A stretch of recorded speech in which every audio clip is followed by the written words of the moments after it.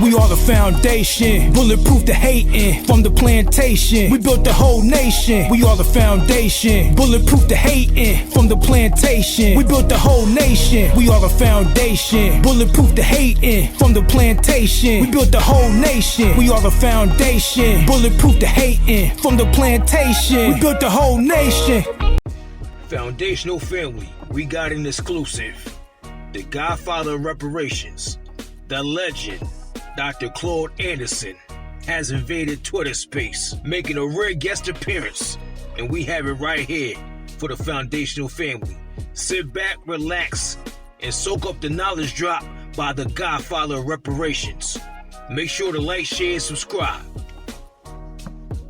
Good evening, everyone. Good afternoon. Good afternoon. Great. I was waiting. I was thinking that Denmark was going to go ahead and introduce Dr. Anderson before I start the conversation. If he's going to do that, then if not, that means I need to do an introduction. But Denmark, I think you have the information. Can you go ahead and introduce Dr. Anderson? I will begin the show. Yes. So, everyone. This is welcome to the stage, Dr. Anderson. Dr. Anderson has been leading this charge now for more than 60 years. Dr. Anderson is our elder statesman. Dr. Anderson has been planting the seeds that have cultivated you and I to and motivated us to do the work that we do here today. Dr. Anderson has a body of work that we're all familiar with, and you will have the opportunity here today, everyone, to purchase Dr. Anderson's body of work. And I guess with that, let me just get Dr. Milligan and bring Dr. Anderson up. Okay. As Dr. Anderson is widely recognized as one of America's most influential intellectuals and authors, his work has made Black history popular with all age groups. His book, Black Labor, White Wealth, The Search for Power and Economic Justice, is the foundation for his program. Dr. Anderson had long, extensive work. He's not new on this battlefield. He worked under President Jimmy Carter, was appointed to rank as Assistant Secretary in the U.S. Department of Commerce, where he chaired a commission that funded the directed economic development. And Dr. Anderson has been all his life fighting for justice for Black people. So many times when he had to stand alone doing it. And to me, he is really a prophet. I always say that. Dr. Anderson has researched and analyze what we need to move forward as Black people. His institute, the Harvest Institute, has been notable for a place that you can go and find information. I say he is a prophet because everything he had prophesied has come to pass on the year and the date that he said it would happen. And I am so happy to be associated with someone who's really been fighting all of his life. And he has researched and planned, and he knows what he's talking about. His finger is on the pulse for what Black America need. And I think this is the time and this is the hour that we have tried religion, we have tried politics, we have tried some of the leaders that have gone ahead before us, and we are still in the economic ditch. We are still beneath the economic rubbish. And I think Dr. Anderson said to me one time, I think it's going to take our people getting to the bottom of the bottom before they look up. Well, Dr. Anderson, we're at the bottom of the bottom, just like you told us we would be. And we're ready to look to you for your leadership. There was a young man on here last night. He said you were like, we elders are like in the wilderness, he said. And that now The new generation is going into the mighty land and they are going to take it. They're not going to be asking or begging. They're going to take what rightfully belonged to us. And I was so thrilled to hear that coming from younger people who are seeing your work. So I just want to, that's enough for introducing you. Just say good morning, Dr. Anderson. Go ahead. Hello, everyone, and good afternoon to you. I'm glad to be back with you. As Rosie probably knows, I've been sick for a good little while now, and I thought I might be leaving this world prematurely, but I'm back and I'm getting stronger every day. And this day, being here with you, is a special day. Not only because I get a chance to be back with you and with Rosie and with Denmark, but more importantly, it is a day that I feel happy and sort of comfortable being back with my people that I've been absent from for almost 10 years. I'm back, like the old saying was, will Jack ever come back? Well, I'm back. And we got to go after them now. Tell them what you told me. You back and you ready to kick. I ain't going to put the other word to it, but let me just go on. I forgot. Anyway, I want to also thank Florence. Florence has been one. She's my sister who's been begging me and hounding me and running me down. Please, you know, Dr. Anderson, he's your friend. Clubhouse, the young people, they really need to hear from him. Can you get him to do this? And Dr. Anderson agreed to do it.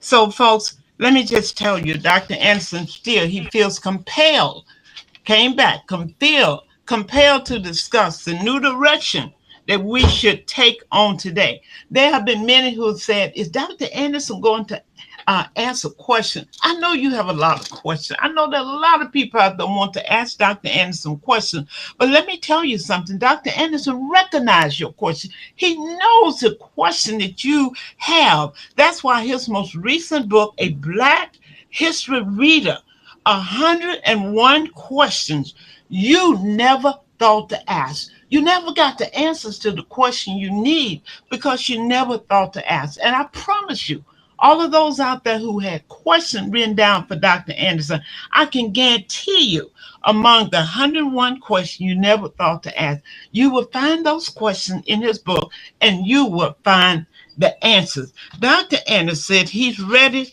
to help us to cross that river, to go to the other side. And today we're going to talk about things we're facing. We're facing a triple dose of racism. We're facing a triple dose of immigration that will further underplant and undermine Native Black. The notion of erasing our history when we were forbidden to learn how to read and write, today we're doing that. And today, the notion to erase history as expressed in our literary work, Dr. Anderson is going to address that. And as we continue to beg for reparation, he's going to touch on that. You guys, he can't cover everything, but he going to give you what you need. And most of all, he's going to talk about what we need to do to come out of these situations. So, Dr. Anderson, welcome to the stage, and just start where you want to start, and we will direct this conversation. Well, thank you, Rosie. First, let me say, being here and hearing your comments reminds me very much of that old joke about the woman that went to see the doctor one day because she didn't feel well. And after he had sort of given her a general superficial examination, he said, well, those are a list of bad things I've found. And I'm not sure what else to tell you, but that's the bottom line is that you got those problems. And she said, but that's why I'm not coming here anymore as a patient, because all you ever do whenever I come in here is give me a lot of bad news. You never give me any good news. So I'm going to get myself another doctor. And I said, now, in many respects, that's exactly where I've been for 50-something years dealing with Black people. Some of them say, well, Dr. Anderson, you give us information that's too hard. It's hard to remember. It's hard to take it. It's hard. It's just, you make us feel bad and sad. I said, don't ever feel bad and sad around me, because if we go down, we're going down together. And I tell you right now, I'm going to give them hell. And they'll think you're in hell after I give them hell. And so right now, let's get on with the program.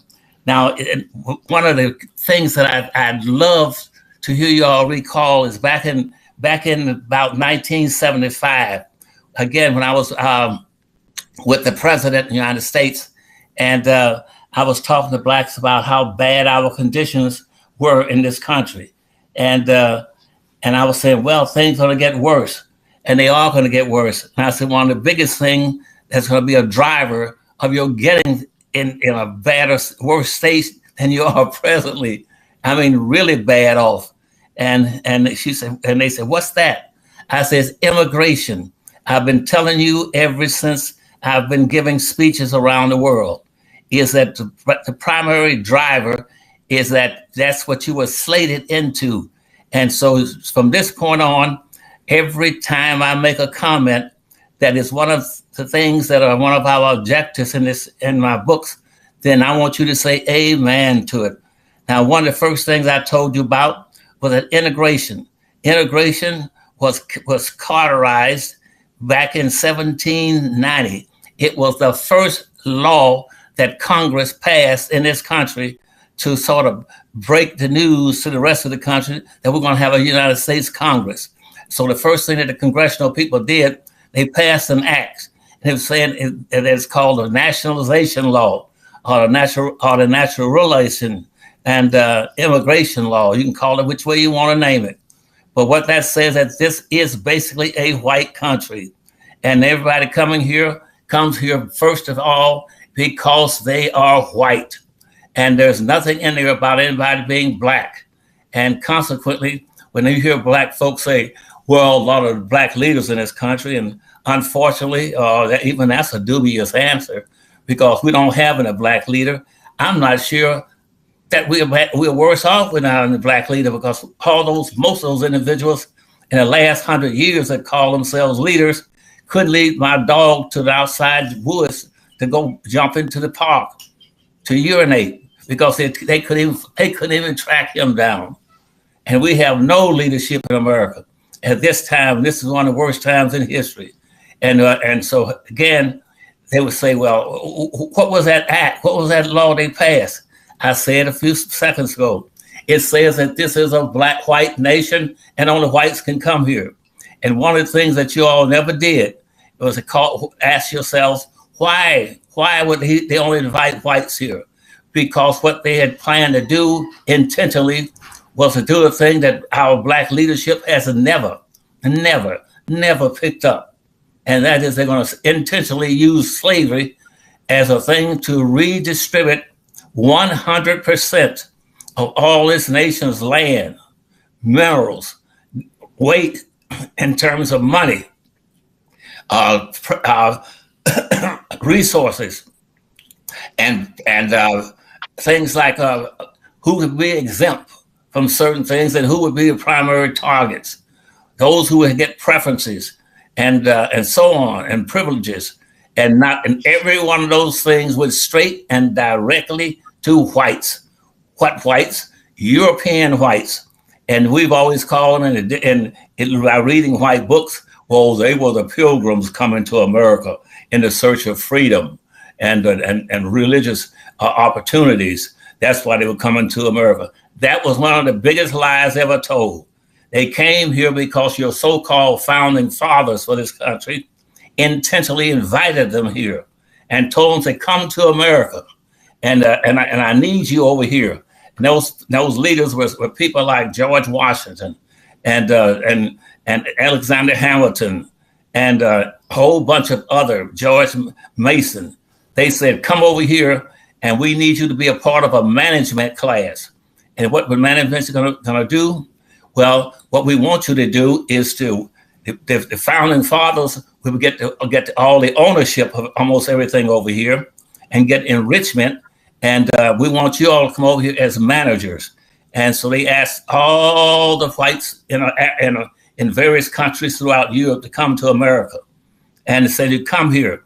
And when you come here looking for what we call the American dream, to be an American dream. The American dream was made up of two things: come to America and get free land and free black labor.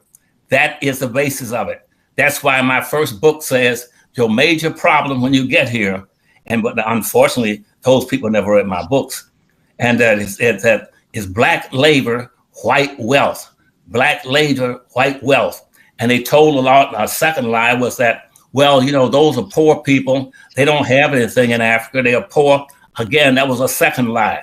The black people in Africa were the richest people on this earth. Why? And so right now, I hear blacks talking, giving lectures on black people coming to America, talking about how poor they were as poor slaves. No, they were not. They were rich, rich. The richest continent on the earth was Africa. That's where most of the wealth and all the materials and elements that people wanted were in Africa. The land was running over with all kind of wealth: gold, silver, chrome, bauxite, magnesium, copper, and then South America in particular was diamonds, gold, and all other kind of precious jewels. And black folk were rich, but the greatest richness was not necessarily in the elements; it was in their labor. The black labor was the richest thing on the earth, and nobody's ever admitted that. They always talk about blacks coming to America as being poor and downtrodden. No, they were rich, and whites knew this. Now, how did they know this? Let me tell you how they got that. They got that from Henry the Navigator. Henry the Navigator was a white man who was a sailor. He found and picked up 15 black Africans off the coast of North Africa, and he brought them back to Europe. He brought them back to Portugal first, but they didn't know what to do with them. So they finally took them into Italy and gave them to the Pope. They gave them to the Catholic Church. Why the Catholic Church? Because the Catholic Church was known historically as being the institution that was always was committed to doing something for poor people. We're going to look out for poor. You can be slaves, but we're going to look out for the slaves. That's what the Catholics would say. We're going to look out for the slaves and take care of them.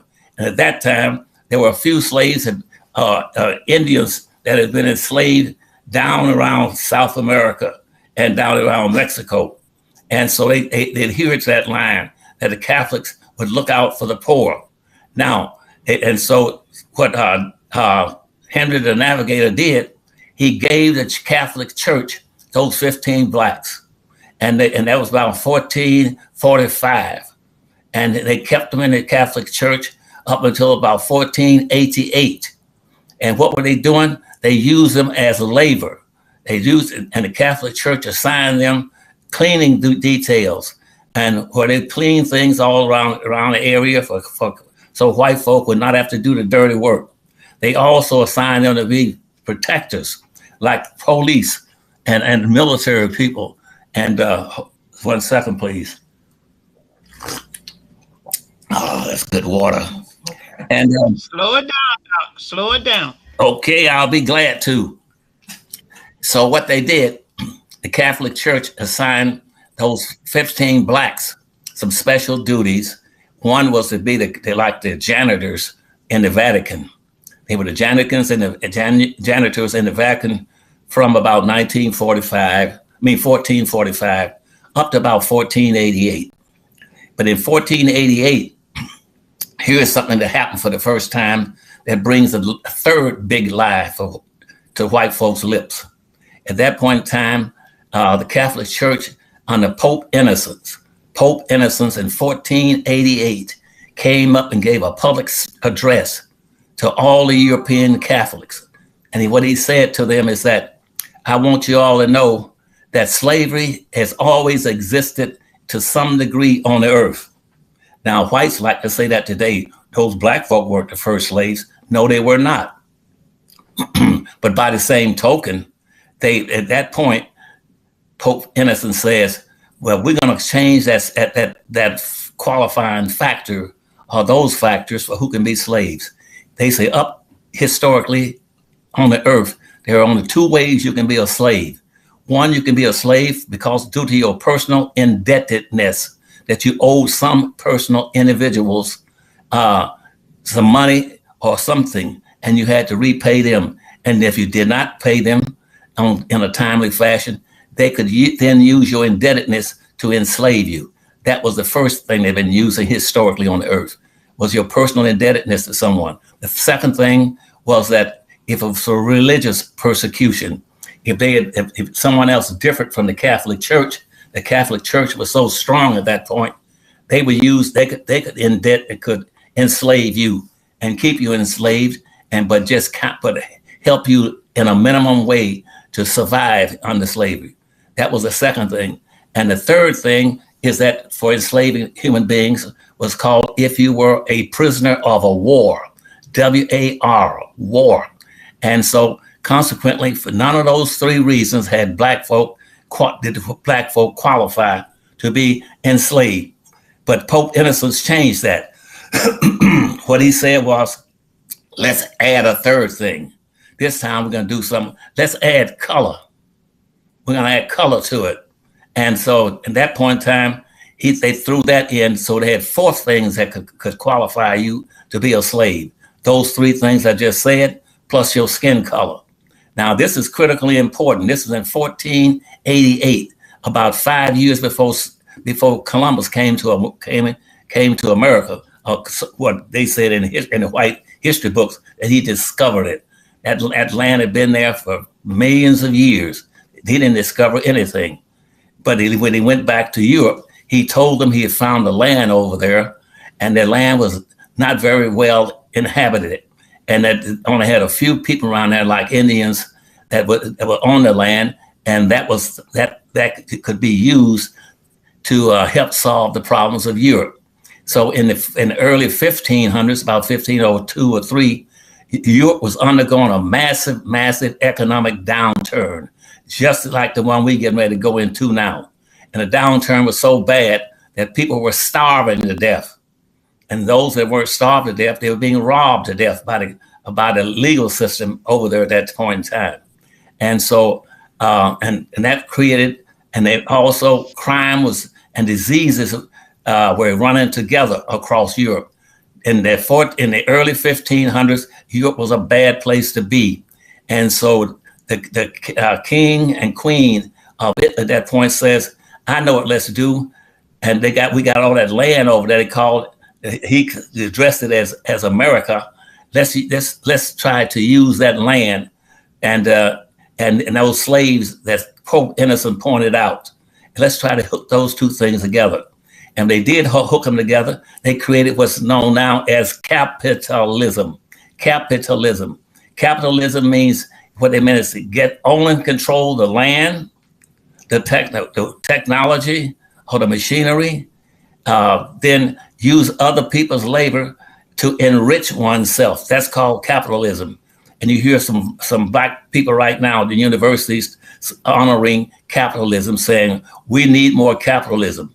And because capitalism was bad for blacks. Capitalism was not bad for blacks. What it was bad for anybody who was not white. That's what it was bad for. And so about 1505 or 6, they started a system called capitalism, which means go out and find land and find people that can work the land. And so they started capitalism, and the first ships began to come around and say, let's do it. And so Columbus made several other trips to America. And he picked up 4 or 5 people that wanted to do something special in America. And they proposed that they go back to Italy and to those European nations and began to borrow money from banks and other lenders. That was George Washington and his group. They borrowed money and came back to America and to say they're going to develop a nation. And they took that money and set up various little corporations for owning the land. And so George Mason and Thomas Jefferson and Hamilton and George Washington, they all picked up big hunks of land in this country because now they want to start practicing capitalism. And so George Washington says, I'm going to try to provide a little leadership for you over here because I've borrowed a lot of money from Europe, and I'm going to try to own a land company. He set up a land company. He picked up, they said, how much land do you want, George?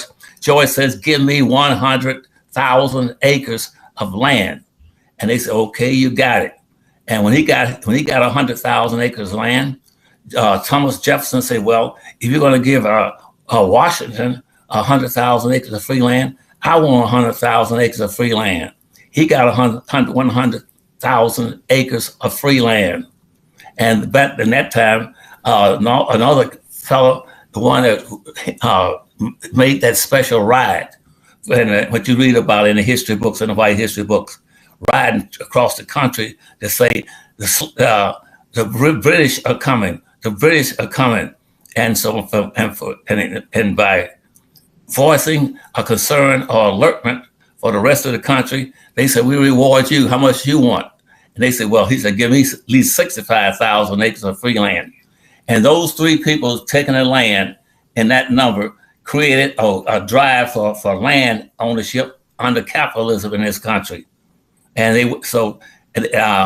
those so-called founding fathers that we've got on the calendar, George Washington, Thomas Jefferson, and all of them, those guys were some of the biggest crooks that ever lived. What they did then was say, let's go back to Europe and tell the queen and kings of those countries, send us all your poor people, send them to America, and send them for religious reasons.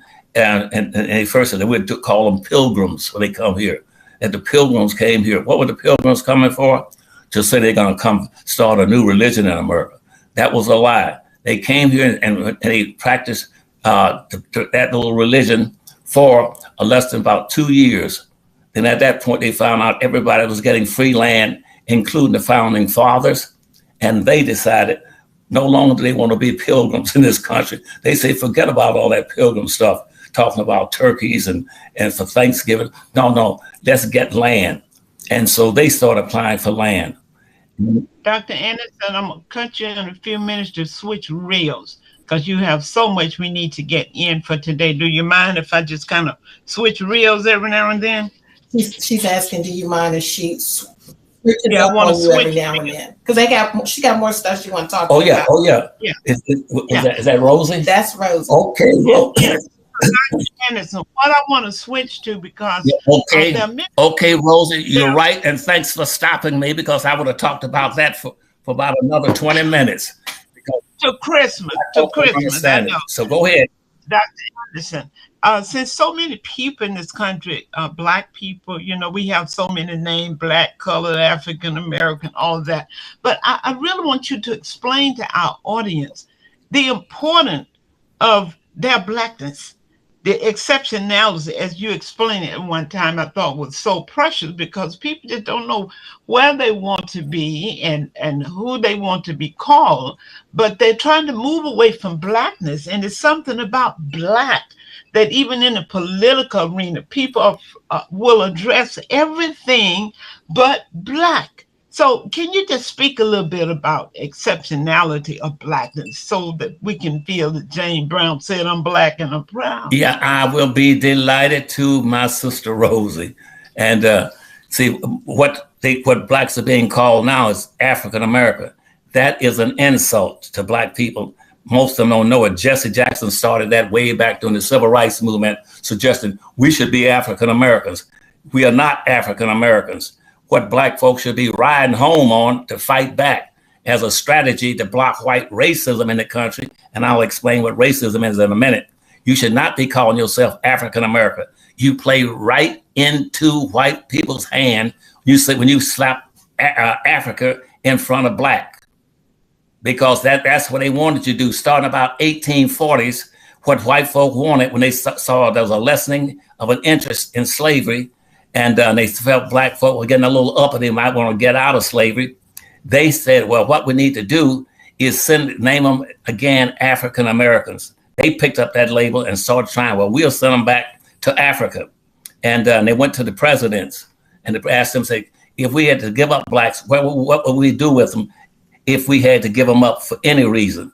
And Lincoln and some others later came up and said, well, we can always send them to the Bahamas, and they can live in the Bahamas, ship them out of the country, because we don't want Black folks here intermingling with white folk, because white folks are the gifted group. based on the first law of the country saying this is a white nation. And so we can maybe send them to the Bahamas. Then they said, no, let's not do that. Let's pick some land like across the Mississippi River, like the whole piece that's labeled Texas now. And let's send them to Texas. Send all black folk to release end slavery and send them to Texas. Then others said, well, no, we're going to develop that land shortly. They said, no, where else can we send them? And so then a couple of presidents came in and says, let's send them to Liberia. Let's send them and ship them out of the country back to Africa. And that's that whole back to African movement. Send them out of here. Pretend that they've never done anything, that they've been a liability to us, which is another big lie. All the wealth being created in this country was coming from the backs of black folk. And I told you black folk were very important to this country.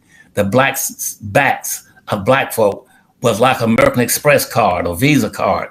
All you got to do is own one slave or two slaves at best. And you can have more ownership and assets than the typical white person up north if you included his land, his home, his machinery, and all of his animals and whatever money he might have in the bank.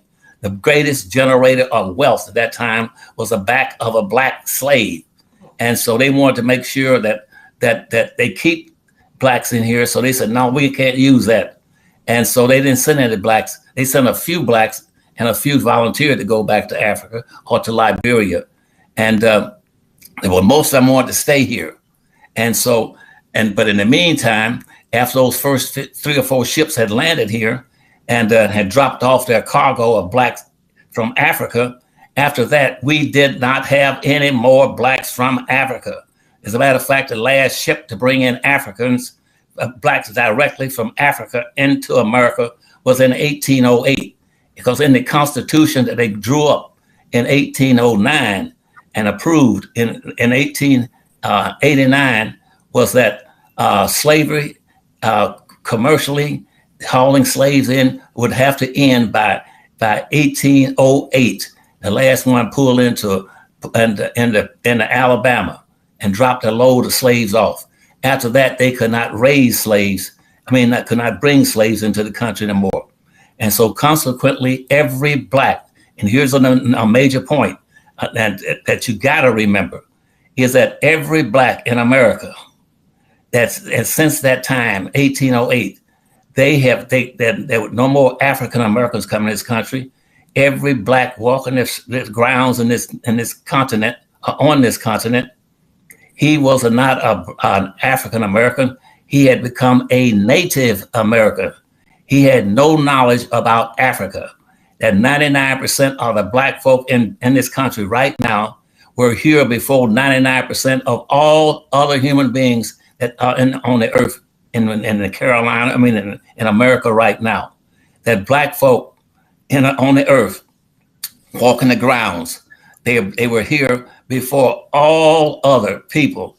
That means all whites, all Asians, all American Indians, all Filipinos, all Koreans, and so on and so forth.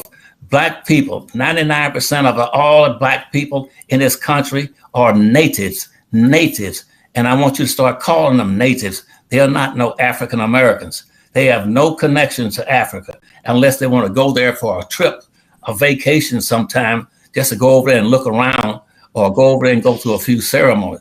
But no blacks in America are getting, except those who come in since then, they don't get any birthday cards or Christmas cards, Easter cards. They don't get any gifts or presents from Africans. They don't go attend ceremonies and learn the languages.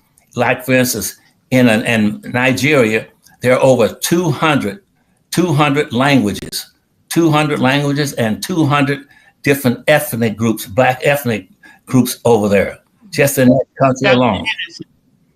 Okay, but Dr. Anderson, I want you to explain exceptionality. I think it's a key theory that you developed. Okay, now I'm leaving that in the topic now, Rosie, which you haven't understood. Don't call yourself African American. That plays right in the hands of whites who don't want blacks anymore because they don't have slavery anymore and they lost that value in the Civil War. And that's why they mean, that's part of the reason why they hate black folk right now. They're mean towards blacks because they hold black folks responsible for creating what they call a civil war and losing the value and the land they had at that time. And so they blame black folk. But in fact, that had nothing to do with black folk, because black folk were Native Americans. And these American Indians have switched their names now from American Indians to Native. They try to compete with you for that word native, N-A-T-I-V-E. You come before American Indians. Blacks were in this country way before anybody else. You were the first people in this country. Now, in exceptionality, I put in one of my books, I put a list of all the exceptions you have. Black people are nothing but a bucket of exceptions. There is not one thing that black folk were treated like any other human beings or any immigrants coming to this country. Don't let them again start talking about you all gotta prove to us that you've done something. Black folk were the people, initial people whose backs were used to clear the land of the rocks, the snakes, the bears, everything. The black people built the damn bridges. They built the damn canals all through the East Coast. They built the highways, byways, water byways, where they could have boats go up and down through those canals. Black people built the Capitol buildings in this area. They built all the major oldest schools in this country were built by black hands. Blacks were the only people that were productive. Whites weren't producing anything. They did not come here to be producers. They came here to be managers of black folk and to get rich by just getting free land and getting free labor. And you don't have to, now that's in every book. Any history book, even the white history books will tell you, again, that the builder of this country were black folk. But again, those individuals who came here from European heritage, they wanted to get ahead of black folk and pretend that somehow they were equal to or above black folk, superior to them. That was another lie. As a matter of fact, as Andrew Johnson said, that in this country, land and labor brings the wealth. But the land is free. You can come to this country and get all the free land you want. You can come here and say, I want some land. And you say, I want it from here to that mountain over there. They would give it to you because there was value. Land had little value that time. The value in land only came when you put black slaves on it. And black slaves brought 90% of the wealth in this country to land. And that's why everybody was trying to get land. And so the founding fathers, the systems they set up for every immigrant coming from Europe, they were coming here as free loaders. That's another word you all never use. You should be calling them what they are. Europeans are freeloaders. They came here strictly to get rich. They did not come here to build a nation. They could care less about a nation. They had nations all over Europe. They came here to get free land and free labor. And so consequently, the father set up a system that gave every white coming to this country, the minute his feet touched the ground, he could get approximately 650 free acres of land. Again, I repeat that every white person coming from Europe could come into the United States after the so-called founding fathers set up a structure called the Constitution. They could pick up 650 acres of free land. And that's how they got rich. It was with free land and free black labor from slaves. It was humanly impossible for anybody to come to this country and not become rich. And so now let's jump back to our civil rights leaders. That's why the civil rights front and movement failed. That's why social integration failed, because our people never addressed the real cause of slavery. It was to use black folk again and the land to generate wealth and power. And so consequently, the whole point of slavery is that they systematically use slavery to maldistribute 100% of all the land in America, all the minerals in the ground in America, all the water, wood, everything, coal, oil, They maldistribute everything of value into the hands of those whites coming in from Europe.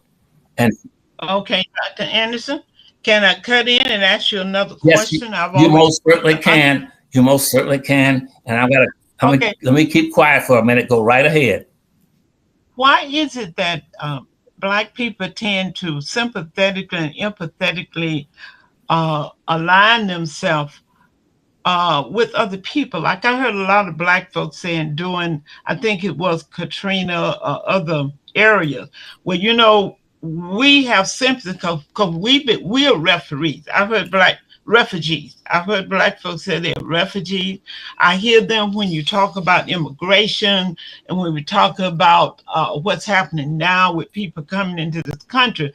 I've heard them say, well, we should be the last one to say anything about it because we left Mississippi to come to California to do better. I'm trying to understand why Black folk can really put themselves in the shoes of everybody but themselves. And on that point, with the influx of immigration, what's happening in this country today, how far is that going to set Native Blacks much further behind? Well, because for one very simple reason is that when they drafted the Constitution, and that was George Mason and also Alexander Hamilton, and what was the right of the Constitution again? They give him credit for it. Thomas Jefferson. Thomas Jefferson. Thomas Jefferson. And Thomas Jefferson was chosen because he also wrote the Bill of Rights for this country.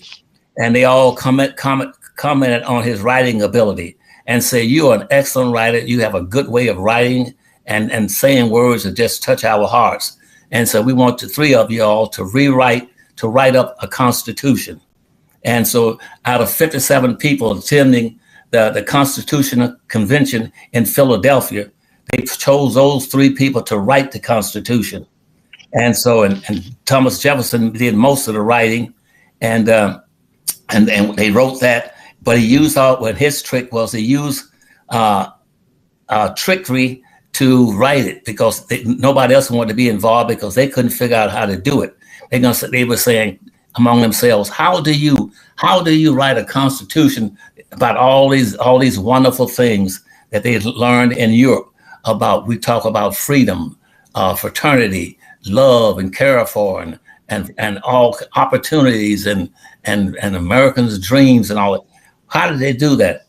Well, what he did, he used broad, ambiguous terms to whenever he talked about anything, he used big terms that nobody could define. They never could define them, and what the term meant. And that's, as a matter of fact, when I was in the White House with Jimmy Carter, we had when Nixon came in, he picked up the same technique and called Haldeman, his chief staff member, into the White House office and says, when you start talking about race, do not use very specific terms like blacks and Negroes. Don't use those terms. He said, use broad, ambiguous terms so nobody would know what you're talking about. Call them minorities, call them poor people, call them people that are in poverty people, call them any name you want that signifies a very broad, ambiguous group. And that way nobody will know. He says, and even throw gender into there. And consequently, they use that in the Constitution the second time. And they use that so that nobody will know what you're talking about. And also all these bills coming out of Congress, they're going to use very broad words. They're not going to talk about blacks. They're going to say minorities. And black folk bought into that. And so they started calling themselves minority. They didn't know what minority meant. Minority meant a loser. And Dr. Anderson, and you're absolutely right, because when there are companies that would say, oh, we hire minorities, that's what you said we need to do. Yeah, they did, but they did not hire black people because people tend to be afraid of the word black or to specifically designate something for blacks. Even all the politicians that we get the same thing. They're going to do a lot for the minority, the poor people, the people of color, and Black folks are left out of it. So that's why I thought your exceptionality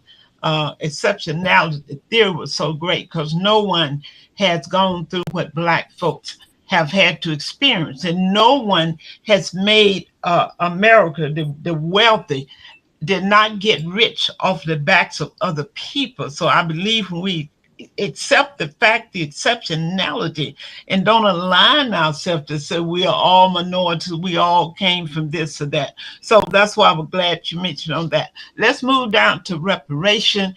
And I know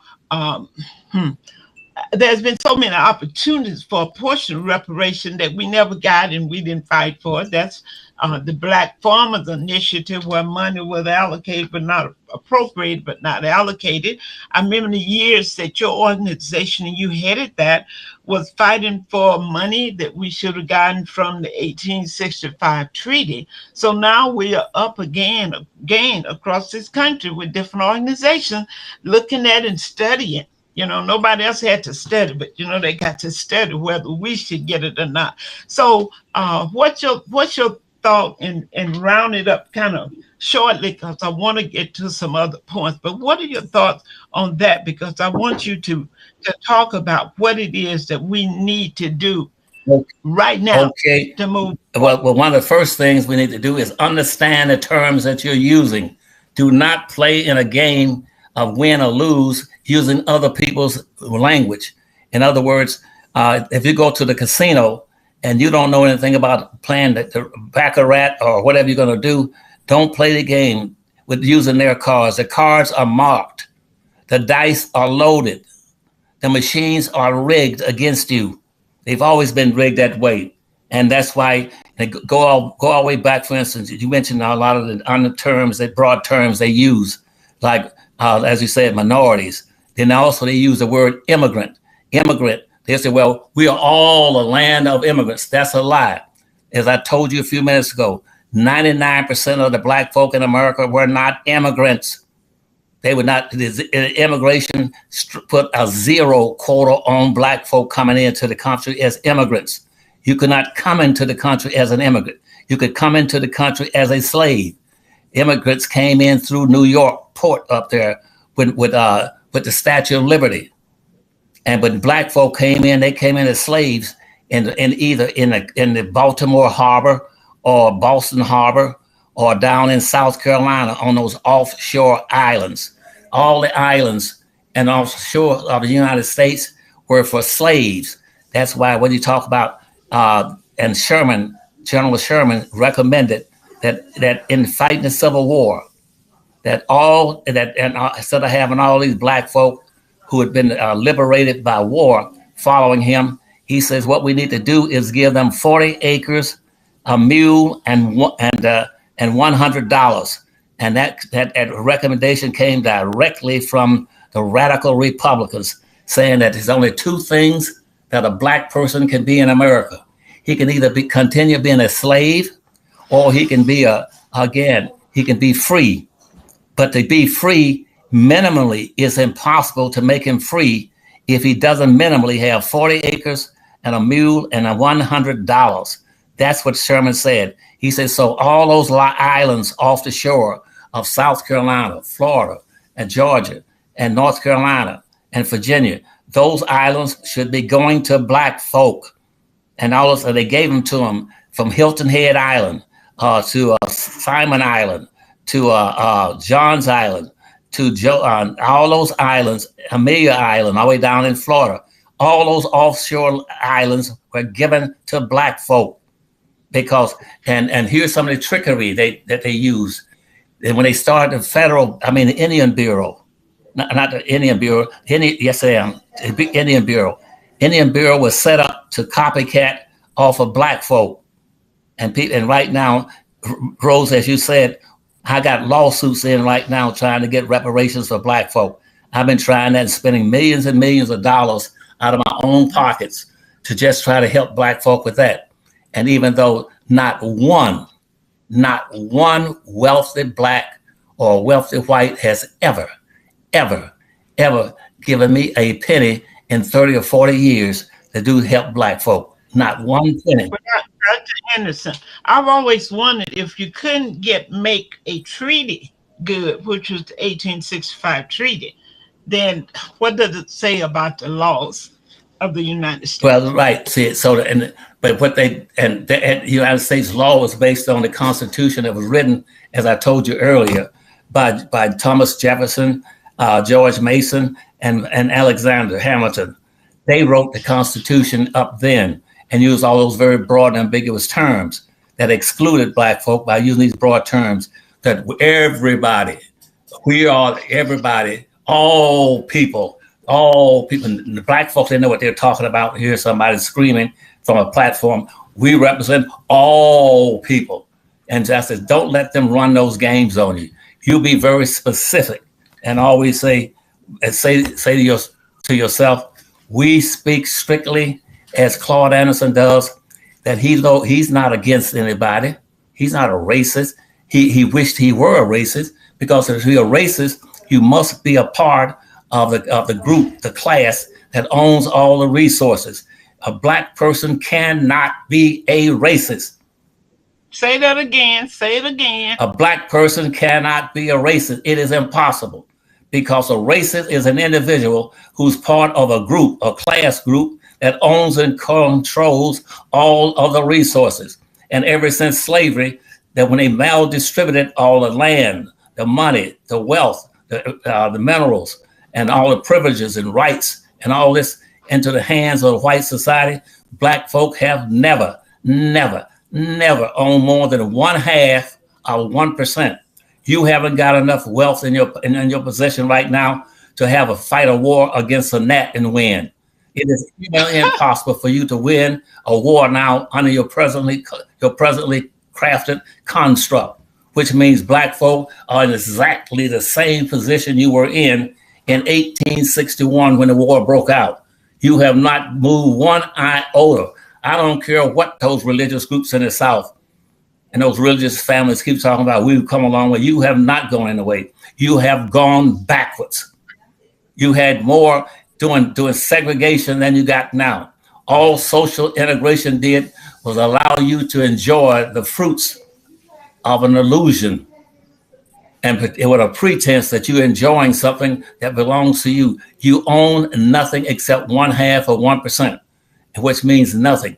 99% of everything else, all the buildings, the boats, the ships, the airlines, the radio station, TV station, the money, the currency, the banks, everything is in the hands of the white society. And Dr. Anderson, yes, ma'am. You know, it's interesting because a lot of people really have no knowledge that blacks own, they own colleges, blacks have owned hospitals in this country, and because that is never brought up. So you're absolutely right. We've lost a lot of what we had, and part of it is because of integration also. But I'm looking here in your book, A Black History Reader. I notice people have so many questions. I just want to come back to this because Dr. Anderson, in his book, A Black History Reader, 101 questions you never thought to ask. I can guarantee you that the question that you have for Dr. Anderson today are answered in this book. I was just looking here where it says, after 500 years, why are blacks still on the bottom? Well, the answer is here. How has social integration failed a Black American? The answer is here. Has the nation's immigration policy injured Black American? The answer is here. Is the United Constitution and Affirmative Action Plan, is the U.S. Constitution an Affirmative Action Plan for whites? You probably never thought of that question, but the answer is here. It goes on and on. At one time, we were forbidden to learn how to read and write. Now that we can, we need to be doing it. Frederick Douglass said, if a Negro is forbidden to learn how to read and write, then I know that knowledge must be the direct path to knowledge. Folks, Dr. Anderson, we had you on here for 40 hours.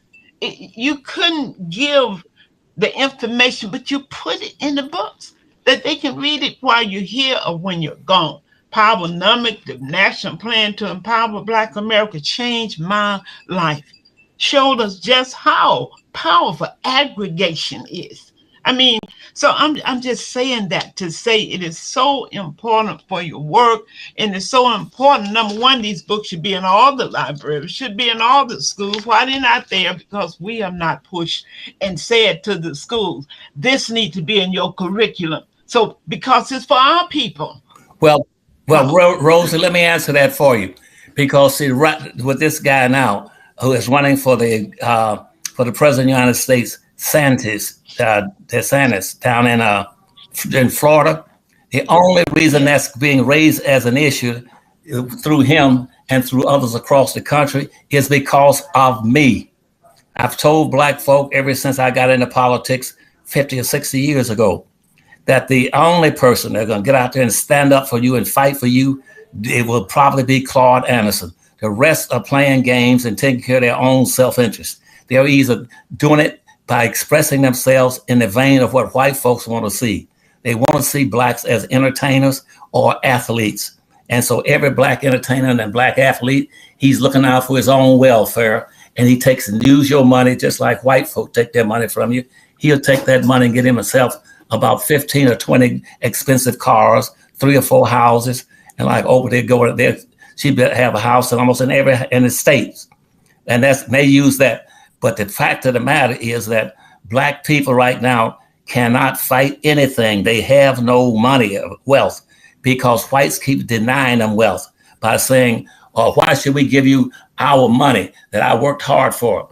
You say for the same reason that you took all the money out of my Black body and gave it to all these European whites that came here with nothing but losers. All those whites coming from America as immigrants, they were losers. They came here to take advantage of Black people's ability to work hard and long and strong. Nobody else could work the way Black folk did. That's why they tried it with poor whites, and poor whites was too weak, they would die. Black folk were the people that drove everything. They're the ones that built the industries across this nation. Now, there's one point I want to make, and what you just said, Rosie, I want to make that point. I'm just slipped my mind. What was the last couple of points you made there? It was actually about the schools, the literacy, with taking the books, our literary work, and was saying that some of the things are not happening because we have not pushed it. Right. Books like yours and others is not in the school system, not in the library, because we're sitting at tuition with. Right. I wish they had Dr. Anderson books in the library. I wish they would put Dr. Anderson books in the classroom. We got to move from the wishing way. But Rosie, that's the point I wanted, because that's what DeSantis is talking about. See, I was over education for the state of Florida under Governor Askew. I was over education for nearly 10 years. And up until that time, when I was over education, you had never had but one affirmative action plan in the entire United States. And an affirmative action plan was strictly for whites. The United States Constitution is an affirmative action plan for whites. I can't see why Blacks can't figure that out, but I do know is half of it because they don't read my books. That was the first affirmative action plan. That's why it's stipulated only for whites could they get all these resources. Now, so what I did in 1971, I wrote the first affirmative action plan for Florida and for Black people in this country. None of these so-called popular name Blacks you see on TV here and there always espouse about what they know about history. 90% of them don't know do from that. They don't know their butts from a hole in the ground. That was it. I wrote the second affirmative action plan in the nation, and that second one was strictly and solely for Blacks. And that's why when white people say, why is it that Dr. Anderson only want to represent Black people? Because that was nobody else would recognize them and appreciate them and would try to compensate them but Claude Anderson. That's why. So in Florida, what DeSantis is talking about keeping the textbooks out of the school systems, he's trying to remove what I put in place for Blacks in Florida. That's what he's up to. I did research to find out, for instance, what Indians what was Indians' roles in slavery. And guess what? I found out that all the major Indian tribes in the United States were slave holders. They held as in proportional comparative terms, they owned as many black folks as slaves as any whites did. They were slave, and also in addition to that, they were slave chasers, and they were also slave beaters. They had an official name. And what whites would do would hire Indians to go out and chase down blacks who were running away, trying to get away from the plantation. And they would track them down in the woods. And they were told by white slave owners, when you catch one, beat him first if you have to. Beat him. And in many instances, also they even known to have to castrate them. To castrate a black man who they thought might get away and get close to a white woman. But see, now nobody's castrating all these blacks that are getting away and finding white women all around the country. They do that because they are trying to escape. They are still trying to escape, but not to the north and not to the west. They're trying to escape into another race by marginalizing their own color, by standing next to a white woman. That's why a white woman has specialness in this country, because the white man and Indians all performed certain duties to maintain race in America.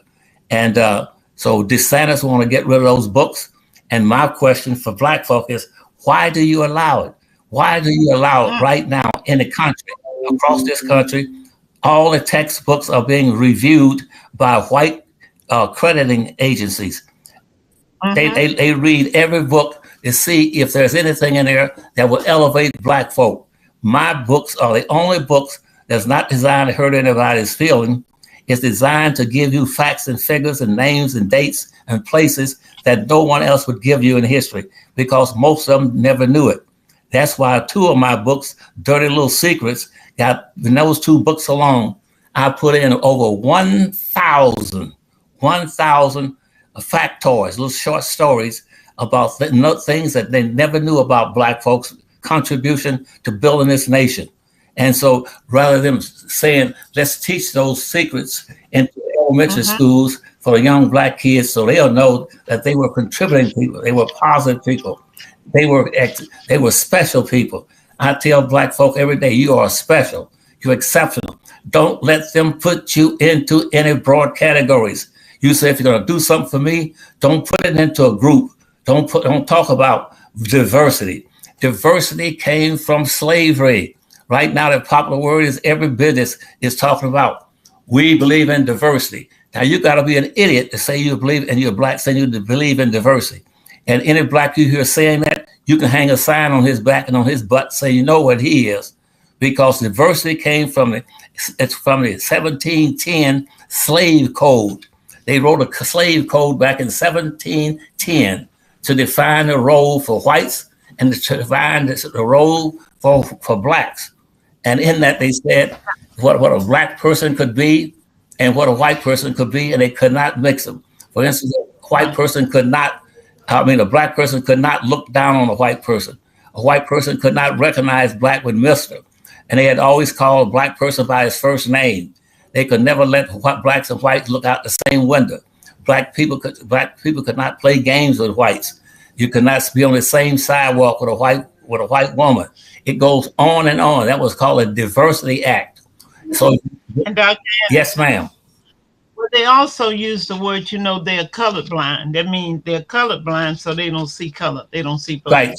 They would do that too. They pretend that you can't see. And so we find a black talking about, I'm colorblind. I can't see any blackness. Then you got an idiot on your hands. And he's looking for what we call meritorious manumission. Here, let me repeat that word. They're looking for meritorious manumission. Meritorious means earned, and manumission means release. So a black person in the slave codes of 1710 could get free if he could do one of 3 things. If he could do something to help a white person, again, find a black or help hold blacks while he was being whipped or beaten by whites. That was the first one. Second thing, he could earn his freedom if he protected a white man's life or saved members of a white man's family. And thirdly, he could get his freedom, and by simply saying that he squealed on, told on, and informed whites when a black person or blacks were planning on a revolt or revolution or trying to break free as a group. So those are the three things that a black could earn on the meritorious manumission, which means earn freedom. We see a lot of that, the last one, among our leaders today. But let me say, I know it's so much, Dr. Anderson, that you could tell us. I was thinking, I said, I wish there was a way that for 6 weeks that we could cover this book of Black readers, but I was trying to figure out how we can do it. Those people who are really interested in learning more from Dr. Anderson want you to read the books, and we want you, they'll show you at the end of the show how you can order his book and how you can donate. Because a lot of people have already read his books who are listening. A lot of you may say, I don't like reading. I've heard people say, I don't read. They said it with pride, and I just looked at them, how ignorant. But that's what they said. They said it with prestige that they didn't read.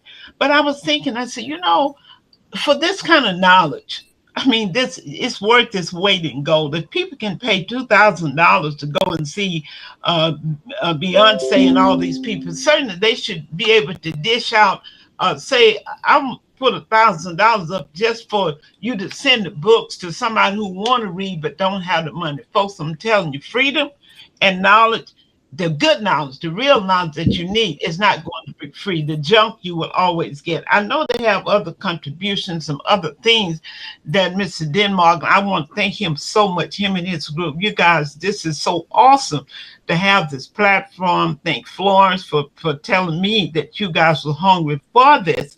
But I want to make a point, and I want Dr. Anderson to share as to where we need to be going today. As you know, most of our politicians, they always harp on, we need jobs for our people. We need jobs. And they tend not to, Dr. Anderson, understand the correlation between Black people working and having Black business ownership. They just keep wanting other folks to hire Black people. That's what it says to me. I need y'all to hire Black folks versus focusing on the business. Because for me today, I look as a business consultant, I am observing, Dr. Anderson, that 60% or more of our people that's in business are in business by default, not on purpose. Default, meaning that the job shipped to another country, the job closed up, or they got fired or got laid off. Default, So I think it's important for us to understand the importance of where we need to be going. Is it education? Is it we need to make sure all our children get a PhD and have to move back home and live with their parents if they're in California because they can't afford to pay rent? Dr. Enzo, what's up? Where are we going? What are we going to do? What's up with this? What do we need? Do we need the same thing that we needed yesterday during my time? Are we in a new movement? Do we need something different? Yes. To all those questions you asked, yes. Because see, Black folk are going the wrong way. They've been going the wrong way ever since the 1950s when they started into the civil rights issue. Civil rights is a backwards issue. The issue should have never been civil rights. It should have been Black rights, because that's what they took and gave to everybody else. That's why Black, in a Dred Scott decision in 1857, the Supreme Court says a Black man has no rights because we took all of those from him. And that's why. So why in the world would you start calling I'm for civil rights? You slap the juice out of that Negro's mouth at the beginning. That he doesn't know what he's talking about. Civil rights took us backwards. And plus that, why would any other group would always claim what they need, what their needs are? You see veterans, when veterans raise an issue, they'll talk about veterans' rights. They talk about women's rights. They'll talk about poor people's rights, whoever it might be. Everybody got a name for rights. You got youth rights. You got all kinds of rights. You got Indian rights. And you go, but you know one thing?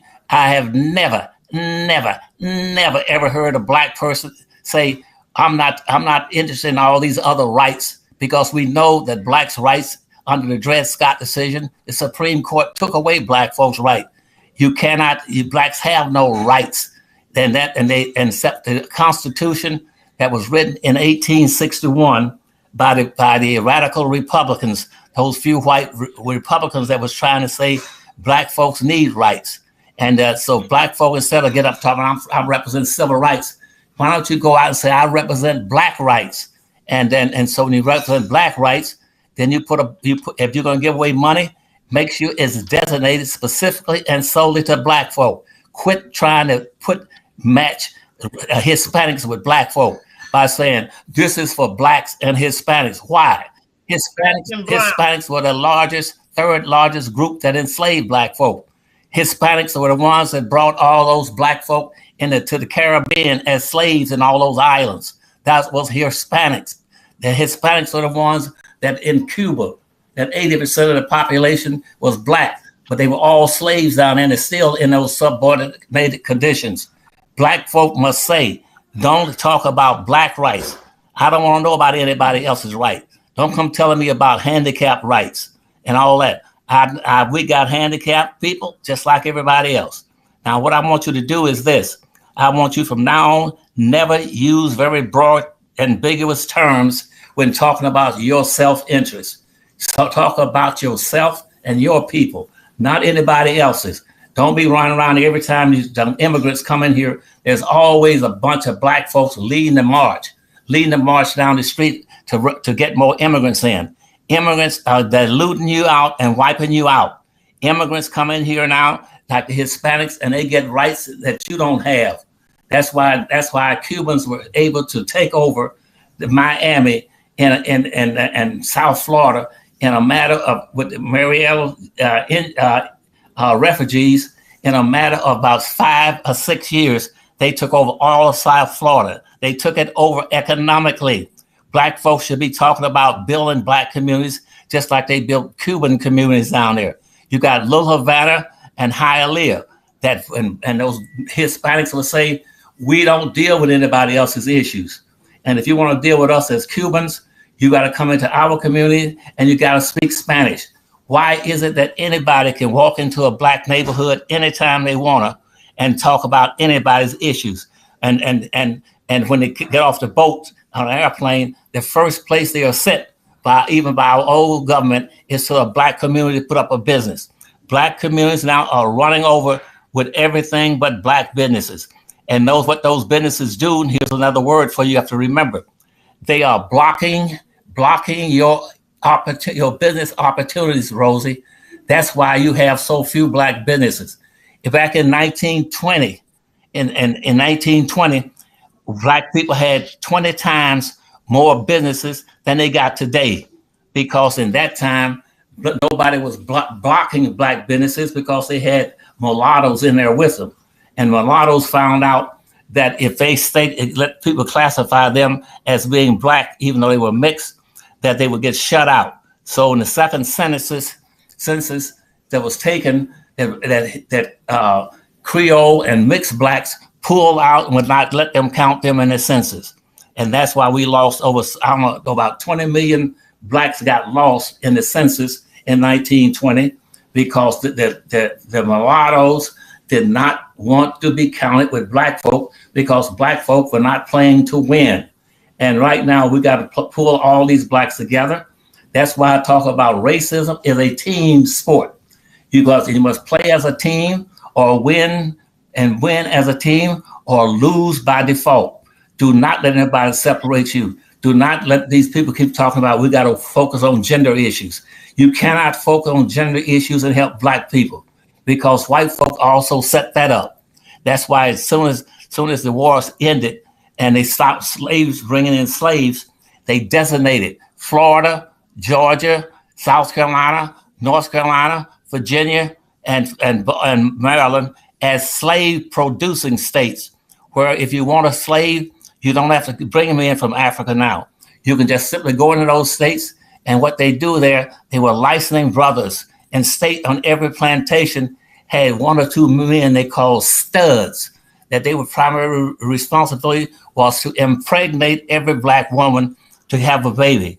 They produced babies that white folk blast black folk by now to y'all just have a lot of babies. White folks started that. saying if you impregnate a black woman and she brings a baby every year, then I don't have to pay $300 or $400 to buy one. They mandated that, and they also told them in white families that the young boys in white families would also indulge in sex with the black women so they can get them pregnant, so they would also bring forth free babies because slavery had been outlawed. That went on in those 5-6 states that they intentionally had white men coming onto the plantations, and also a stud, at least 1 or 2 studs in the black ranks that would induce white black women into sex, and just so he can impregnate her and have babies. But here's the worst thing, I'm gonna close on it. The worst thing was that they also started teaching young black boys how to indulge in sex with black women. And what they would do is call it the brown paper bag thing.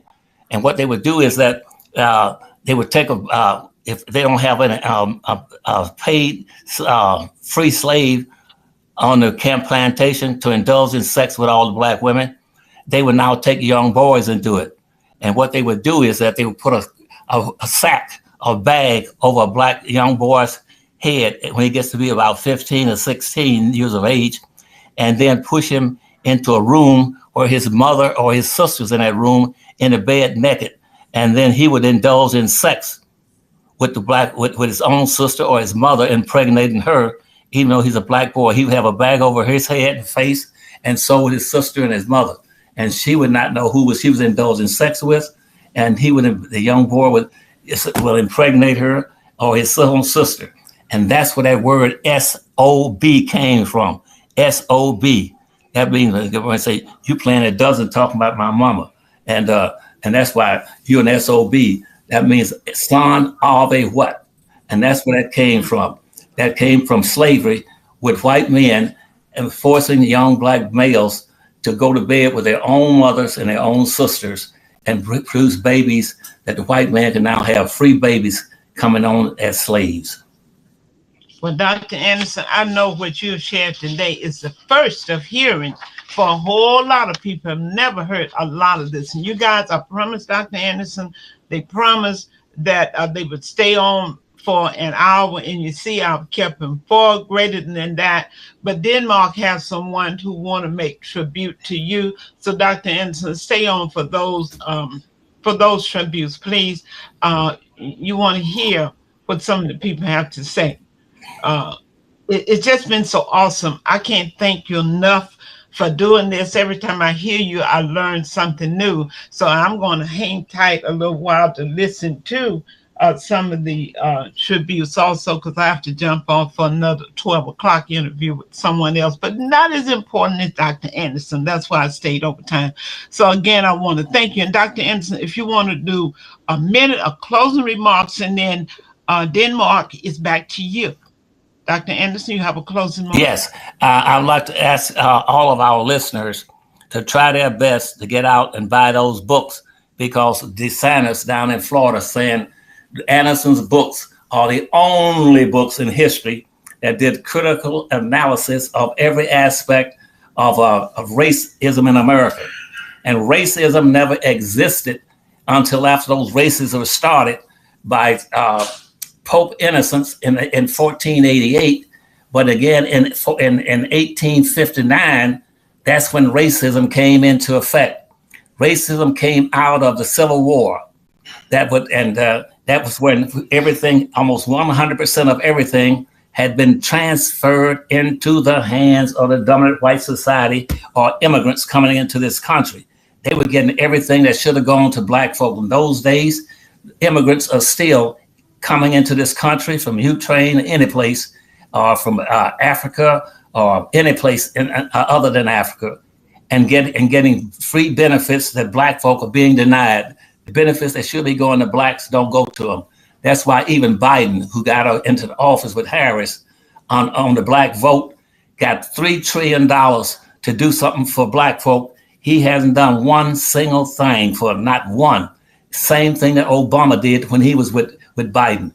They did absolutely nothing. It was an insult to black folk to be a president of the United States, both as either Biden and Harris or Obama and Biden and never do anything. And so out of $3 trillion, like you said, Rosie, instead of trying to talk about who give you might produce some jobs for black folk. Black folks don't need jobs. They need money. They need money. They need to start their own business and produce their own jobs. Tell the black civil rights organizations and whether it's the NAACP or the social civil rights organizations, don't produce jobs for black folk. Produce businesses so black folk can do like every other human group on earth, and let black folks produce their own employment opportunities for their own people that come out of their own businesses when they provide services and goods and protections for their own people to survive. You're going to go into a disaster zone now. We're moving into the dog eat dog period in this nation, and black people are the only people, the native blacks are the only people who have never been able to get enough businesses to take care of themselves and provide food and services and clothes and everything else for their own people and be totally independent and put a marker outside of every black, used to be, you all call them neighborhoods. A neighborhood is a negative because Dr. Anderson, I'm going to stop you because I know you're on the road. But you know what? I'm looking forward to having this organization bring you back, but it's going to be based on how well, I mean, they can show how much they appreciate you by ordering your books and by making donations. And based on what we see from this, then we'll know that the people are ready for you and want to hear you again. And I will see to it that we get you back on here again. But let's give the people what they want. Dr. Anderson, I may have to be moving to your hometown. On my talk show, I said that anybody in any political position, if they do not protest or stand up for reparation, I said, I'm going to take a knee. And I'm going to ask other people to take a knee. I got so many calls from black folks, they about to run me out of LA if I said I'm not going to vote in the 2024 election. So I hope you guys got a room at your house for me. That's all I have to say. Denmark, take it away. Hey, thank you so much, Dr. Milligan. Thank you, Dr. Anderson. We are so over the top that you came in here today to speak with us. It's been a real pleasure and an honor. So guys, please up in the Jumbotron, we have the link to Dr. Anderson's Powernomics website where his books are on sale. Guys, please get his books. You can get all 5 of them for $99 right there on the website. Also, where there's a link in here for Dr. Anderson's PayPal. Dr. Anderson has been at this here for 60 years plus, man, more. Trying to wake up his people. Dr. Anderson, like he alluded to earlier, he's not making money off of this here. You know what I mean? Like too many of our leaders that have sacrificed their time, their lives, their energy, their intellectual, everything to try and uplift us, have left this realm in abstract poverty. Our great ones. Dr. Anderson is definitely one of our great ones. And so let's contribute to Dr. Anderson's love offering. His PayPal is there. Let's go to the website. Let's get the books. I'm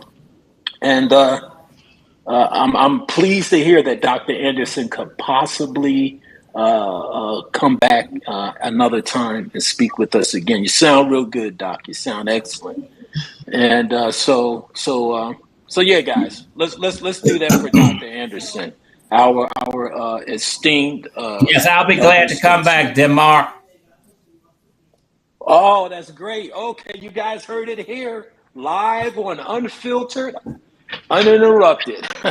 We launched our podcast today, Dr. Anderson, Unfiltered, Uninterrupted, and it was such an honor that you were our first guest.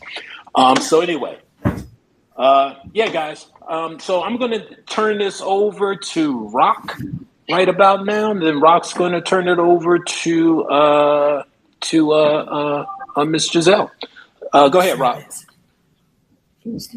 Thank you, dear Mark. Hey, mighty message. I said once before, Dr. Anderson, sometimes this work can be, you can wonder if people are really listening to what you're saying. We all have faced those challenges. God, am I wasting my time?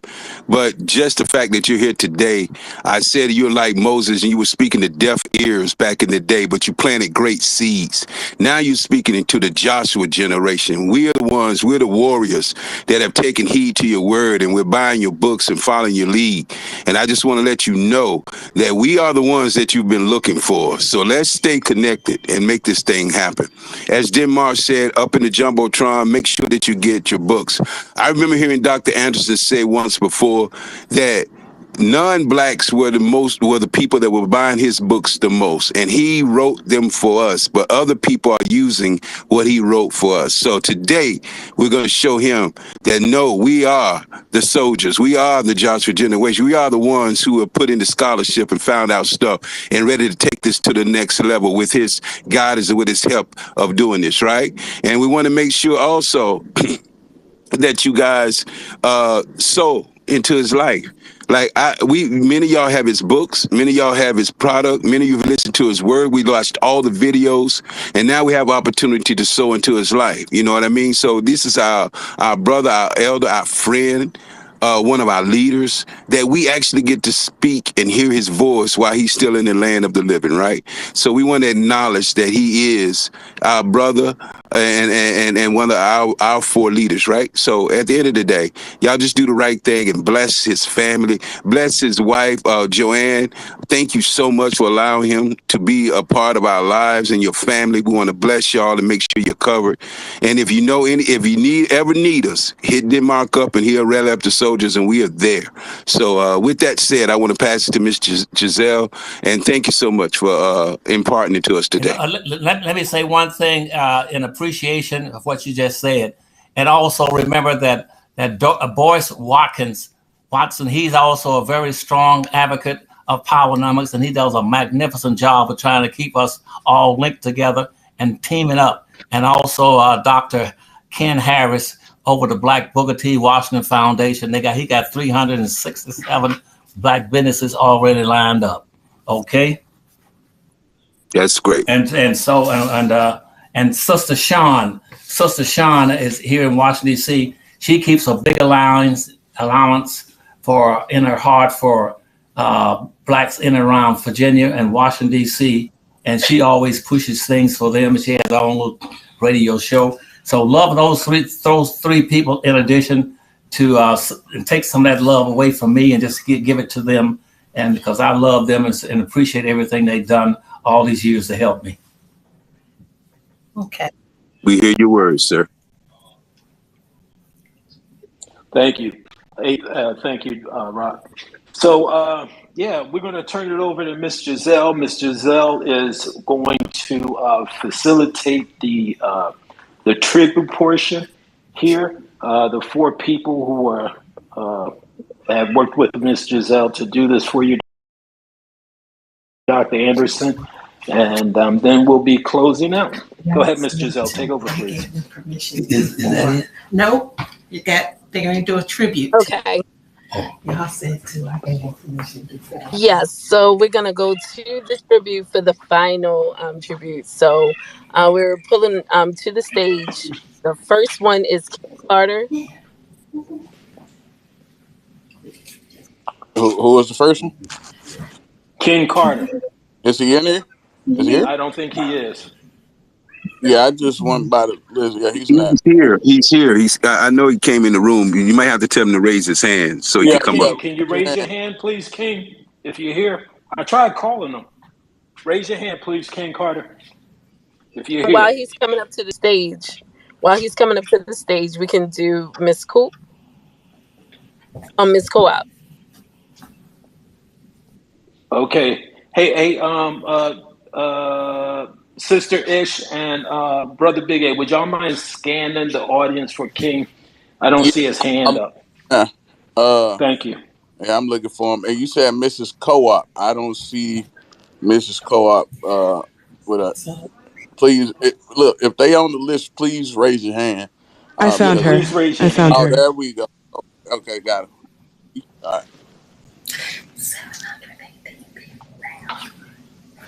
Okay, go ahead, Ms. Co-op. Good afternoon, everyone. My name is Tracy Cooper, aka Coops Tea, and I'm the owner of B1 Beauty Supply. I joined the rest of the Black American family in paying tribute to you, Dr. Anderson, and to your lovely wife for your most important work in galvanizing and guiding us through treacherous political landmines as we navigate our journey to full reparations and Black empowerment. I have especially enjoyed your appearances on New Black Media broadcast with Vicki Dillard, our sister with the curly braids. Sir, the word of the day is delineation, and I want you to know that your work has inspired the formation of a Black collective called the TBAT Task Force, where we have founded a new Black American Business Bureau / Chamber of Commerce made up solely of verified Black American and freedmen enterprises in the USA. We take your words to heart. Again, we love you and thank you from the bottom of our hearts for your pioneering leadership. Thank you, Dr. Anderson. Thank you. Thank you so much. And we have ODB. If you can come to the stage, ODB.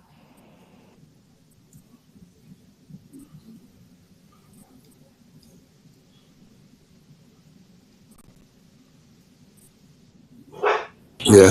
You guys hear me? Connecting there you. I think you. There you go. Here. Yeah, you guys can hear me?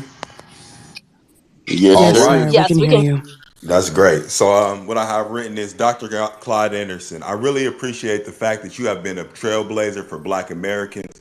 Books like Black Labor, White Wealth, Powernomics, Dirty Little Secrets about Black American history truly has changed the landscape on Black thought and Black economics. You are a big reason that my family has developed systems to practice group economics, and people like Dr. Boyce Watkins and other Black econ leaders who stand by your teachings but also bring these teachings to life are reasons that we are here today. Also, bringing terms like Native Black Americans and stating the fact that we have fought in every war has been something that was held dear to my heart. I am part of the Be Jesus community, which is a cryptocurrency that has been touted as the tip of the spear for Black people in crypto spaces. Me and the communities that I'm a part of are forever grateful for your work. I appreciate you, and thank you for waking up the fact that we are the original people of the United States. All right. Thank you. Thank you. Thank you so much, ODB. And we're going to go to another brother, Accumulate. Good afternoon. Thank you, everybody. Shout out to Miss Giselle, as well as ODB for this opportunity. Dr. Claude Anderson, over 7 years ago, I learned of your brilliance and excellence through Boyce Watkins via YouTube while working my 9 to 5. By mixing your vocal messages with your literature, I began to better grasp what Black economic power and progress would look like.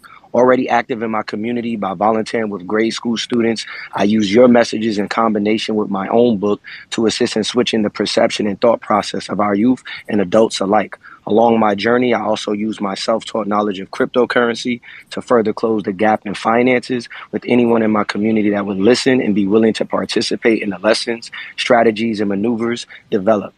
This ultimately paid off with the creation of the Black Jesus Project, cultivated roughly by 9 Black developers earlier this year. We have built a community across the nation, have begun to utilize circular economics, as well as innovate methods to give our people something not seen in the industrial revolution and crypto environment. Thank you for your accolades, sir.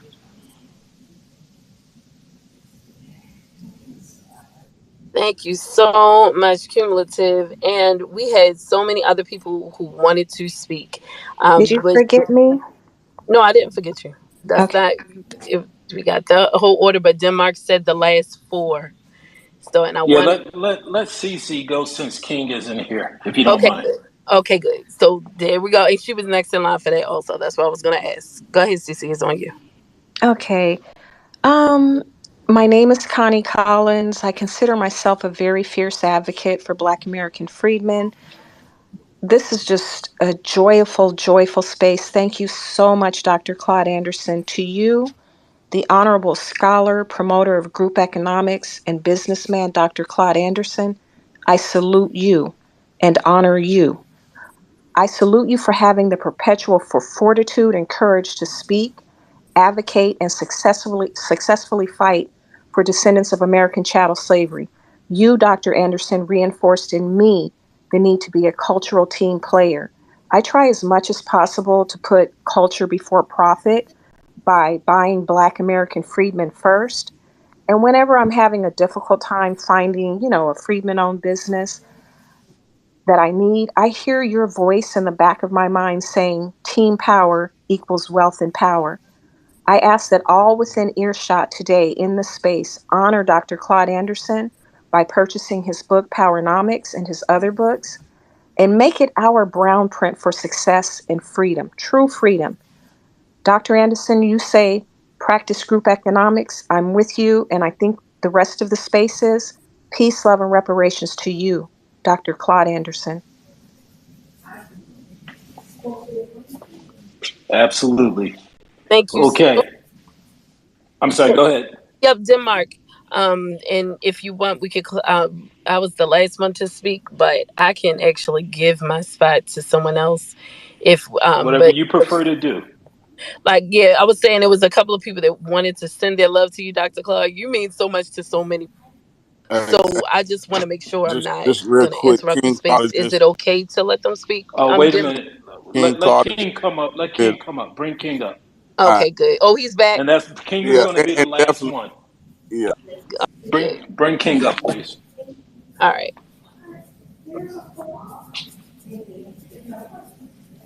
I'm trying to get him up. Hold on. Let me send it to him like that. There we go. There you go. Is he up? Okay. Yeah, he's up there. I don't think he's up here yet. He I don't see connected. him. There you go. He here. He here. There Okay, you go. y'all. Pardon my tardiness, but we were dealing with this situation where this 11-year-old child was just assaulted during the Mexican Independence Day the Mexican Independence Day, by two Hispanic adult women, and one of them happened to be in a relationship with a black man, and he pulled a gun on the family and ran them out of their house. So we are here at the house of this 11-year-old child to give a clear message that we will not allow these people to come into our community and push us out. But I want to tie that into this conversation. And Dr. Anderson, I'm from that crew with Dorothy Tillman when you were coming here educating us. Is he still here? He's still here. He's still here. How you Are doing, you Doc? tired? No. Black people energize me. I Okay, love black people. because I'm getting tired. You're Okay, he's asking you a question. Can you repeat that, sir? Yeah. So, Dr. Anderson, you Yes, hear me? sir. So I was saying that I'm from that crew when you were educating us here with Dorothy Tillman in Chicago. Dorothy Tillman in Chicago. Yes, Dorothy Tillman. That's my buddy. That's a good, strong black woman. And Right. I'm part of that group that you was educating 25 years ago. You were educating and teaching us, what these Hispanics and these immigrants were going to do once they got, enough numbers in the city. And so, can you hear me, Doc? Because I want to make sure you hear me what I'm about to yes, say. I can hear you. So what I was bringing to the forefront was this thing about this Office of New Americans. Are you aware of the Office of New Americans? Office of New American. Is this a question or is this a tribute? Well, tribute, it can be, tribute as well as, tied into a question as well. Because I'm just, bringing it up to speed on all the things that he taught us 25 years ago and beyond. We're seeing it happen. And so without the knowledge that you was giving us, we would have never been ahead of the curve like we are about this mass immigration. You warned us that this was going to happen, and we're seeing it now. 25 years later, we're seeing it happening. And through this Office of New Americans, it's a well thought out plan, comprehensive funded plan. And so everything you told us is happening. And thank you for everything that you taught us as young people coming into activism. You're welcome. Hey, thank you so much, King. So yeah, King wasn't in the space when it was made understood that Dr. Anderson would be taking questions, but King is one of the leaders in this country when it comes to moving Black people forward, and I know that he got his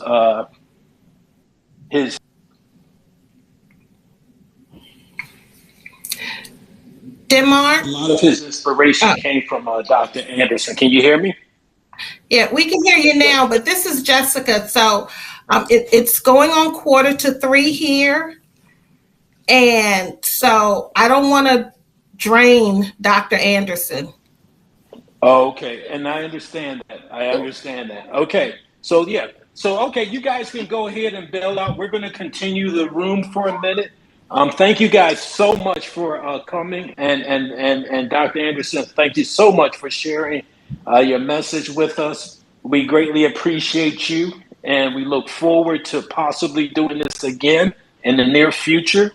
Yeah, thank you so much, Jessica, for the work that you've done on this, and Mrs. Anderson, and thank you so much, guys. We truly appreciate you guys. And once again, audience, please look up in the jumbotron there. You'll find a link to the website. You'll find a link to the PayPal. Let's give Dr. Anderson a love offering, and let's purchase the books. Okay. And then this is Dr. Milligan. I have to jump off for another Zoom. Okay, thank you. Hey, Dr. Milligan. Thank you, Miss Rosie. Dr. Milligan. Thank you. Hold on. Thank you, Miss Rosie. Yeah, Hey, to the sister that's with Dr. Claud Anderson, I want to ask her a question. Yes. So with the Harvest Institute that he started, what's going on with the Harvest? King. He's not taking questions right now. Okay, no, I was asking her. I wasn't asking him. Well, right now, judge just recently, I guess in the last week, approved part of the lawsuit we have against the Indians, because Indians held as many slaves as whites did, and he ruled in our favor and told that we must be involved in the things that the Creeks Indians have been doing, and they're getting all kind of benefits, and Black folk get nothing.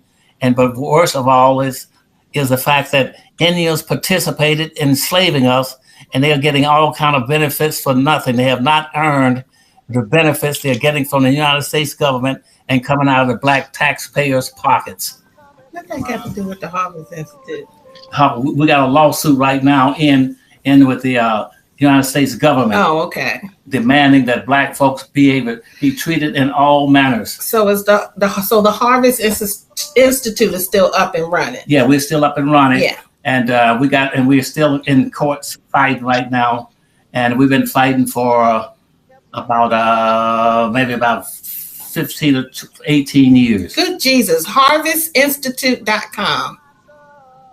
Are they still there? Oh, .org. Okay, HarvestInstitute.org. They're still there. Yeah, and we're still in several courts, and we just won a victory last week, and with the Creek Indians, we're going to try to hold all of them responsible. They're getting benefits because they're telling the government as Indians we walked across the land. They forget the fact that Black folks dug the land, planted the land, raised all the food, everything. That was what Black folks did. Indians never did anything significant towards enhancing the quality of the country.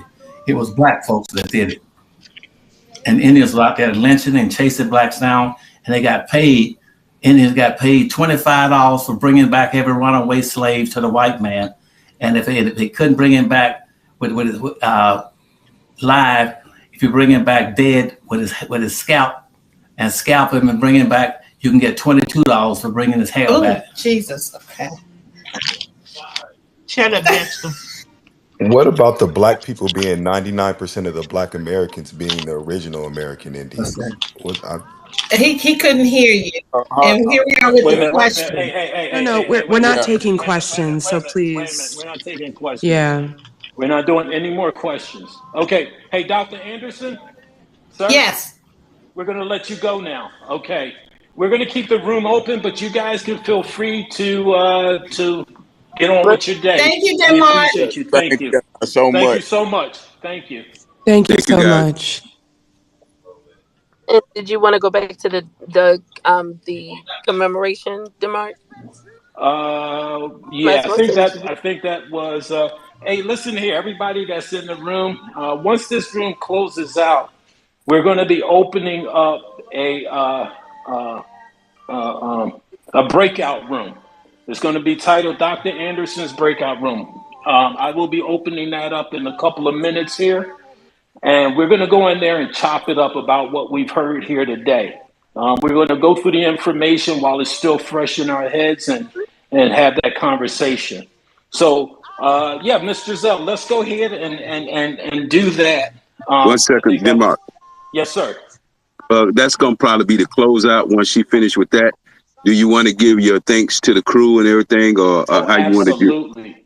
Yeah, All yeah, right, yeah. Hey, absolutely. Hey, thank you, Rock, so no much. problem. Hey, listen, before we do that, yes. So listen, guys, putting this here together, it was a group effort. It required a team of us really to get this here put together. And this is our first time coming together to work on something like this here. But we'll be working on stuff like this in the future. This is the beginning of Unfiltered, Uninterrupted. We're going to be bringing you more content like this. I have a list of speakers lined up that we're going to be bringing content to you with. So this team here is made up of Miss Giselle. Miss Giselle is our worker bee. You know, I would call her the queen bee, but the queen bee don't do too much. She just lay there and get worshiped. But Miss Giselle is out there gathering, harvesting, and busy buzzing around, putting the work in. She's a busy bee, and we appreciate her and love her. Then we got Sister Ishmael, our co-host up there, who is our resident musician, music scholar, all that there type stuff. Sister Ishmael. And then we have brother Big A. Big A is our beats master, and me, Big A, Sister Ishmael. We migrated over here from Clubhouse, but we've been on Clubhouse together for probably a couple years now. Doing battle, so to speak, in spaces and rooms together. Cece, Connie was the one who really got me on this on the social media platform, who really got me activated, invigorated, and I've just been going at it ever since. But Connie is like my hammer, so to speak. Connie is very. You guys know Connie. What can I say about Connie? Intelligent, bright, beautiful, and you know she's got it all. She's a complete package, and I'm glad that she was on our team, working and helping us put this together. Miss Nikki C. Miss Nikki is she's there. She keeps us straight and all that there type stuff. Thank you, Miss Nikki, for working on this here with us. Rock is my guy. I call Rock and I'd be like, yo, Rock, man, look, man, you know, when I want to flush something out, me and Rock, you know, we talk and get things flushed out. And I appreciate Rock very, very much. I appreciate the whole team very much. I know I'm forgetting. Let me see. Who else we got Miss here, Rock? Florence. Don't Miss forget Miss Florence. Florence Oh, for okay. sure. Hey. Then the Miss host, Florence is the lady. People be saying, "Hey, Denmark, thank you for getting Dr. Anderson." I didn't do it. Miss Florence got Dr. Anderson. Miss Florence heard us talking on Clubhouse about getting Dr. Anderson. She was the one that had the connections. She contacted her sister, who was the facilitator, Dr. Milligan. And Dr. Milligan got in touch with Dr. Anderson, Peoples and everything, and made this all happen. So yes, absolutely. And I apologize, Miss Florence. But Miss Florence is really the person. Please follow all these people. Miss Florence, Sister Ishmael, Big A, Connie, CC, Miss Nikki, Rock, myself. Who else am I forgetting now? Who am I forgetting now? Did you say Miss Giselle? Miss Giselle, definitely. Yeah. Miss Giselle. Dr. Yeah. Anderson, I think he had one too. Okay. Dr. Who? Anderson had one. Didn't he have a page? Was that his page, Dr. Anderson's Yeah, page? I think that was his page. Definitely Okay. follow Dr. Anderson. If you didn't Yeah. follow Dr. Anderson, then okay. All right. Rosie But Milligan. yep, Dr. Rosie Milligan. Please follow Dr. Rosie Milligan. Yep, yep. FBA Empress. Who? Mark Carter.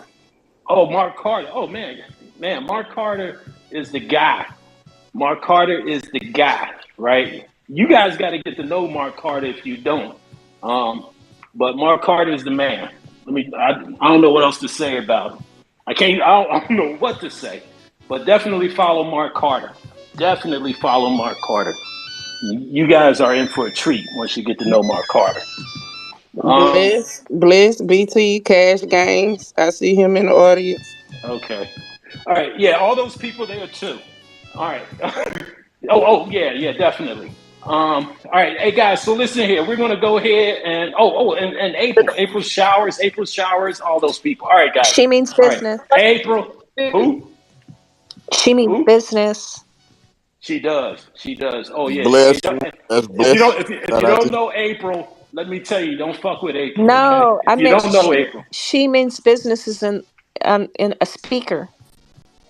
Okay. Yeah. And her too. Okay. So listen. Thank you, everybody.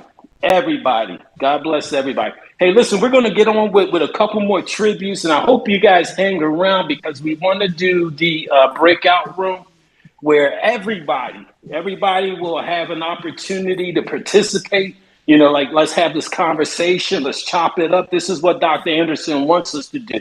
He don't want us to just get the word and then go get ice cream. You know, he wants us to get the word, and he wants us to be in communion, fellowship with each other, and he wants for us to be discussing our situation and how we're going to apply the solutions to our situation. We got to do work, guys. We got to do work.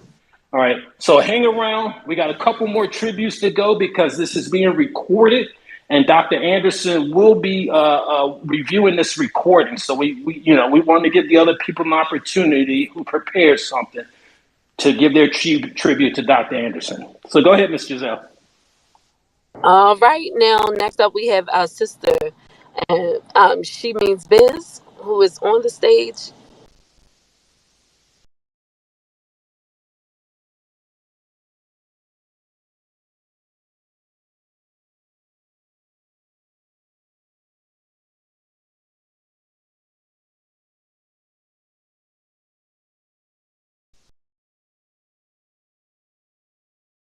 Don't forget to subscribe, Channel Raw TV, baby.